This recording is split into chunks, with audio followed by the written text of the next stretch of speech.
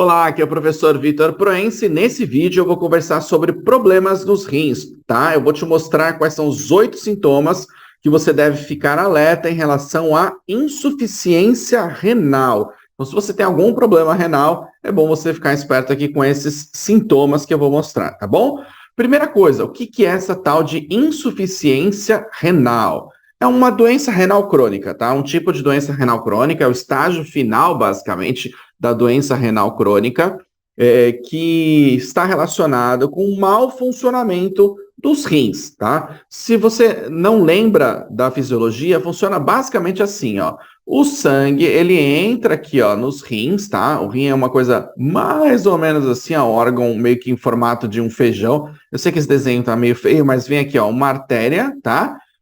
As artérias se ramificam e aí passa o sangue aqui, ó, por esse órgão, que são os rins. Os rins têm estruturas que filtram o nosso sangue e aí produzem depois a urina. Vamos colocar aqui, ó, um ureter, né, que vai ser vai coletar essa urina aí que foi produzida e vai levar depois para a bexiga e vai excretar. Então, a função principal, né, tem outras funções de hormônios e tal, hormônios até relacionados com produção de células sanguíneas, como eritropoietina, regulação de pressão arterial, tem um monte de função, né? Mas, basicamente, filtrar o sangue, limpar o sangue é uma função importante dos rins, tá?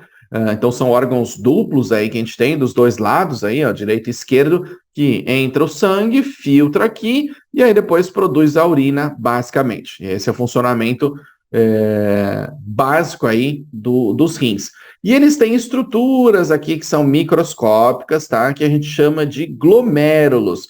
Essas estruturas aqui, elas podem parar de funcionar devido a um monte de problema, como pressão alta, diabetes, acúmulo de proteínas, entre outras coisas aí, doença autoimune, um monte de alteração aí de causas, né, que podem levar a esses problemas aí, ó, de mau funcionamento dos glomérulos, que são as estruturas, basicamente, que fazem a filtração aí do sangue, beleza?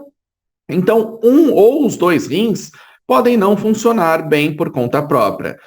A gente tem milhares, tá? Desses glomérulos aqui, na verdade, de néfrons, né? Que são as estruturas que filtram, são microscópicas. E aí, o que vai acontecendo? Ao longo do tempo, a pessoa vai perdendo o funcionamento adequado dessas estruturas. É como se, por exemplo, a gente fosse aqui, ó, deixa eu pegar uma borrachinha aqui, ó, fosse apagando, tá? Essas estruturas, ó, tá vendo esses pontinhos? É como se fosse perdendo. E aí, ele vai tendo cada vez menos unidade filtradora de urina, tá? Então, na hora que filtra o sangue, né? Na verdade, produz urina. Na hora que o sangue passa, aqui ele não consegue mais filtrar, as substâncias se acumulam no sangue. Diversas substâncias que são tóxicas, né, para o nosso organismo, que seriam excretadas aqui pela urina, acabam se acumulando, tá? E aí, consequentemente, isso acaba trazendo um efeito tóxico, um efeito nocivo para o nosso organismo.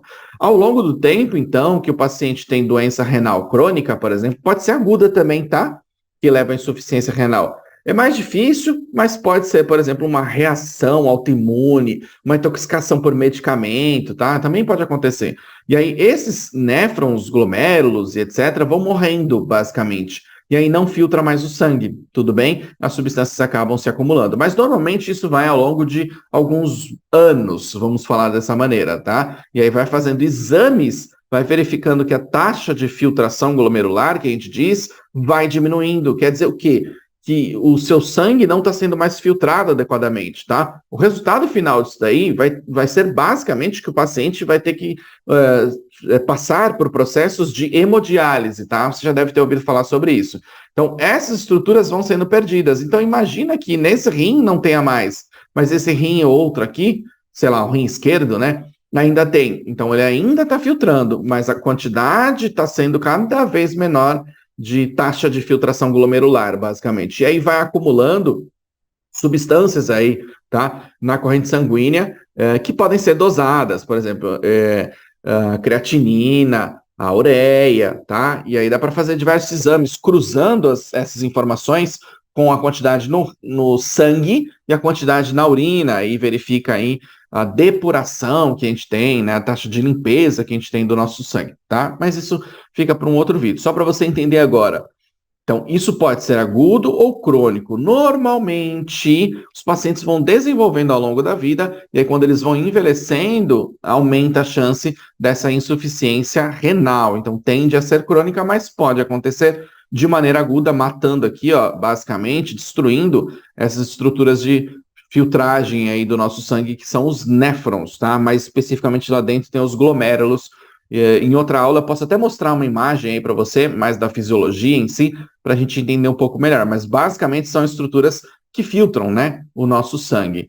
E aí, consequentemente, a pessoa vai desenvolvendo uma insuficiência renal, que é o estágio aí mais grave, basicamente, da doença renal. Nesses casos, o rim não está funcionando mais direito, tudo bem? E se o rim não funciona direito, acumulam substâncias nocivas no nosso corpo, como eu citei aqui para você. E aí, o que tem que se fazer, basicamente? Um transplante, ou ainda o paciente tem que ser submetido aí mensalmente, a cada 15 dias, semanalmente, a sessões de hemodiálise. Tudo bem? Então, a qualidade de vida desse paciente vai sendo prejudicado, tá? Se não for feito nada, não mudar estilo de vida, não mudar a substância que é tóxica, pode ser medicamento, pode ser excesso de consumo de alimento, que a gente pode falar em outro vídeo sobre isso pode ser fatal sim para o paciente, beleza?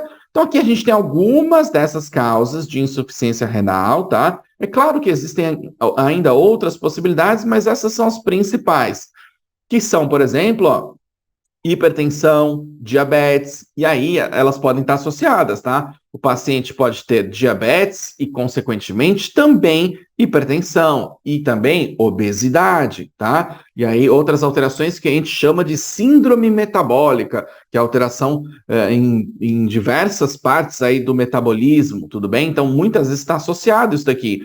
E aí, por isso que quando o paciente tem diabetes, por exemplo, que altera o metabolismo da glicose, principalmente, acumula glicose na corrente sanguínea, e aí leva a uma hipertensão, e isso causa o quê? Lesão nos néfrons. E aí vai matando os néfrons, consequentemente, em algum momento, o paciente pode desenvolver uma insuficiência renal, tudo bem? Por isso que o paciente com diabetes vai fazendo esse acompanhamento com o médico e ele dosa substâncias na corrente sanguínea, até a própria urina, né? Faz exame de urina para verificar se está produzindo proteínas em excesso, se tem alguma alteração no metabolismo de albumina, né? Se ele produz na urina, por exemplo, albumina, que a gente chama de microalbuminúria, se ele tem glicose na urina. Então, são alguns exames que podem ser solicitados. Ou ainda, como eu já citei aqui, creatinina, ureia, tá? Então, são outros exames para verificar o funcionamento, né? São marcadores aí de lesão e função renal de uma maneira geral.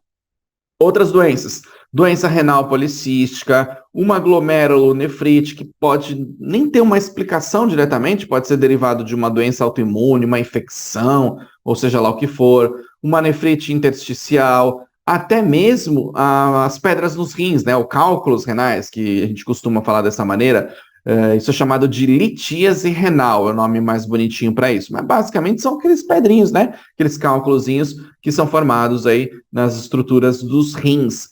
E esses cálculos, muitas vezes, são derivados de substâncias da própria alimentação. Claro, tem uma tendência genética, né? Hereditária e tal, mas às vezes é substância derivada da alimentação, de ácido úrico, por exemplo, faz parte aí do metabolismo das purinas, tá? Que são aquelas bases nitrogenadas. A gente já gravou um vídeo sobre isso e eu vou tentar deixar também aqui na descrição para você sobre esse assunto que é bastante importante, tá?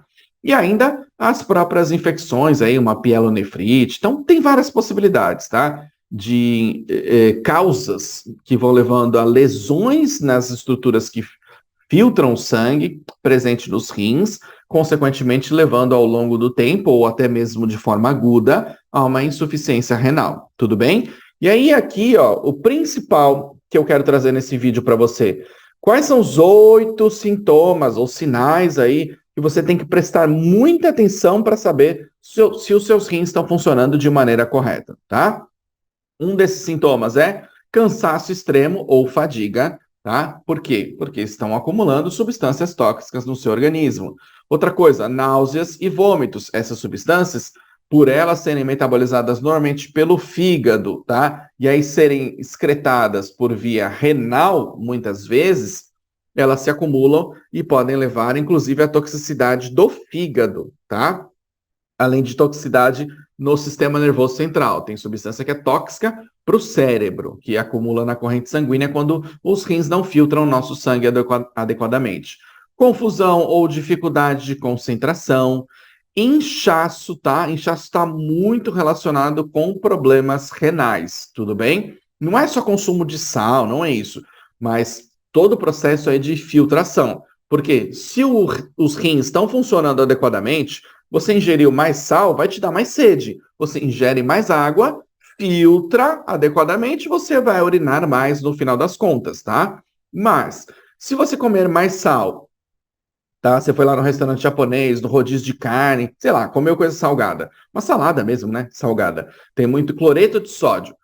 Ou mesmo, sei lá, embutidos, carnes aí, processadas, aquelas salsicha, mortadela e mais outras coisas, né? Salame e tudo mais.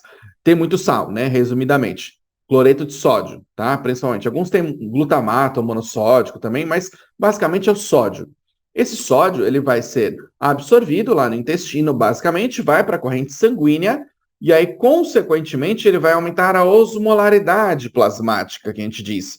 Consequentemente, quando passa essa informação no sistema nervoso central, principalmente, você tem mais sede, você ingere mais água. Tudo bem? É isso que vai acontecer. Quando você come muito sal, você sente mais sede. Você deve ter percebido isso. É normal, tá? Então, ativa o centro da sede que fica lá no hipotálamo, numa região do cérebro especificamente. E aí você ingere mais água. Quando ingere mais água, a osmolaridade vai voltando ao normal, tá? Concentração, vamos falar dessa maneira para ficar mais fácil. A concentração vai voltando ao normal e aí você urina mais para excretar esse sódio. Isso faz parte do nosso organismo, é normal. Agora, se você ingeriu mais sódio, consequentemente ingeriu mais água, mas o rim não está filtrando direito, isso fica acumulado. A quantidade de líquido no seu corpo vai fazer o quê? Aumentar. Aumenta o que a gente chama de volemia, que é a quantidade de líquidos que você tem retido aí no seu corpo. Quando você retém líquido dentro do vaso sanguíneo, aumenta a pressão. A gente chama pressão hidrostática, tá? E aí, consequentemente, esse líquido extravasa. Extravasa para onde? Para os tecidos em volta, fora do vaso sanguíneo. E aí o sistema linfático, que faria o quê? Drenagem, todo esse procedimento aí, normal, tá? Que é um sistema paralelo ao sistema cardiovascular, ou vascular, né, especificamente, não consegue drenar. Esse líquido fica acumulado. Normalmente, onde que se acumula? Nos membros inferiores, na perna. Mas às vezes é até nas mãos mesmo que isso acontece, tá? E aí formam aqueles chamados dedos em salsicha. Esses tempos aí atrás apareceu, acho que o Príncipe Charles com esses processos aí de edema e tal, mas isso é mais comum do que a gente possa imaginar, principalmente nos membros inferiores. Quando você fica em pé muito tempo, tem uma pressão gravitacional mesmo, né, no sangue ali, e o retorno venoso fica prejudicado. Consequentemente, pressão, o líquido extravasa entre os tecidos e fica acumulado lá, formando o famoso edema. Quando você usa, por exemplo, tênis, sapato, ou às vezes até a meia mesmo, né, fica aquela marca ali. Isso basicamente é um edema, tudo bem? Se os rins não estão funcionando direito, esse edema é cada vez maior, a ponto de você apertar ali, por exemplo, e ficar aquela depressão. Quando você faz isso, isso é um edema. E tem estágios, né, que o enfermeiro, o médico e outros profissionais, até mesmo o fisioterapeuta, nutricionista, eles conseguem medir essa depressão, essa profundidade aí que fica aí, por exemplo, no pé, para saber qual é o estágio de edema que esse paciente tem, tudo bem? Então, o edema, o inchaço, é muito característico de uma insuficiência renal, tudo bem? Isso pode acontecer também na gestante, tá? Mas é um outro caso, tá? Não tem nada a ver com uma doença aqui de insuficiência renal, tudo bem? A gestante é uma situação fisiológica diferente aí, que, na verdade, tem uma pressão diferente, tem todo um procedimento aí diferente, tá? Não vou entrar no mérito, não.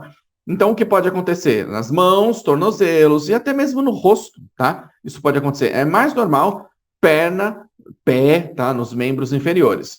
Outra coisa, fazer xixi com mais frequência, muitas vezes ir ao banheiro, tudo bem? Então, quando vai filtrando quantidades pequenininhas ali de urina, já vai lotando basicamente, né, a bexiga, e aí esse paciente tem que urinar muitas vezes.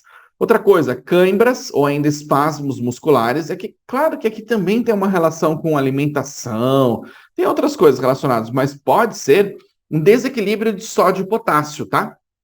Principalmente o potássio, né? Então, são sais minerais, são íons que estão muito envolvidos com o processo de contração muscular. Você tem um desequilíbrio de sódio, potássio, cloreto, cálcio, tá? Que são os íons aí, pode fazer o quê? Com que os músculos fiquem hiperexcitados, tá? E tenham mais dificuldade de relaxamento. E aí acontecem as cãibras. Então, aí, cãibra frequente é um dos sintomas clássicos de uma insuficiência renal. Claro que não é só isso. Cãibra frequente pode ser também de alimentação, pode ser pouca ingestão de água, tá? Mas só para você entender que também é um dos sinais de insuficiência renal. Pele seca e coceira. Coceira na pele muitas vezes está relacionado com acúmulo de bilirrubina, tá? Que é uma outra substância aí que é derivada do metabolismo da hemoglobina, que é uma proteína que fica dentro das hemácias, tá? Mas quando o fígado também não funciona direito, porque pode acontecer ao mesmo tempo, tá? Esses problemas aí, uma alteração hepática, que é fígado, e renal, tá? O que vai acontecer? Essa bilirrubina que seria filtrada e excretada aí pelas fezes ou pela própria urina mesmo, não consegue ser eliminada, tá? Por exemplo, na forma de urobilinogênio, que é uma das substâncias que é excretada aí na urina.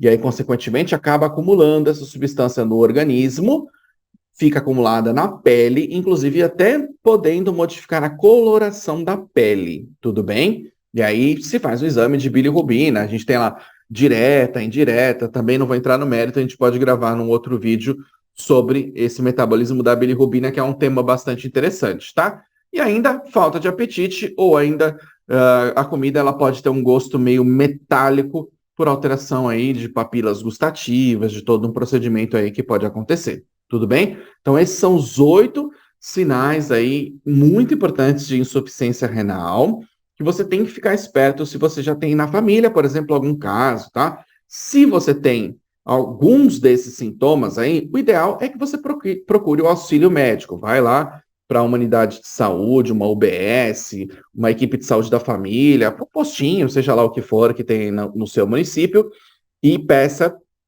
para fazer um atendimento e, de preferência, fazer exames de função renal, provas de função renal, né? Então, por exemplo, creatinina, ureia, tá? Que são muito importantes. E aí já verifica fígado também, né? Pode verificar AST, ALT, gama-GT, fosfatase alcalina. Pode verificar, por exemplo, bilirrubina, que eu citei aqui nesse vídeo para você. Solicita já um check-up com vários outros exames para você fazer o acompanhamento. E se tiver algum problema, já faz o tratamento, solicita o acompanhamento com o médico. De repente, tem muito edema, ele vai te dar aí um medicamento que é um diurético, por exemplo. Tem também hipertensão arterial sistêmica associada, ele vai te dar um medicamento para isso, ou promover uma conscientização para que você melhore a alimentação. E aí, num outro vídeo, a gente pode conversar sobre os melhores alimentos que você pode consumir quando você tem problemas renais. Mas deixa isso para um outro vídeo, beleza? Gostou desse conteúdo? Clica aqui em curtir.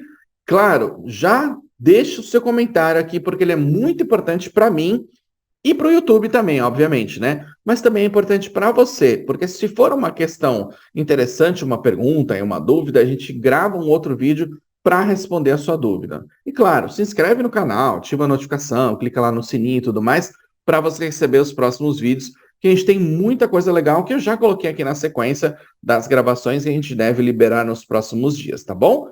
Meu nome é Vitor Proença, muito obrigado por você me ouvir até agora, um grande abraço e até o próximo vídeo.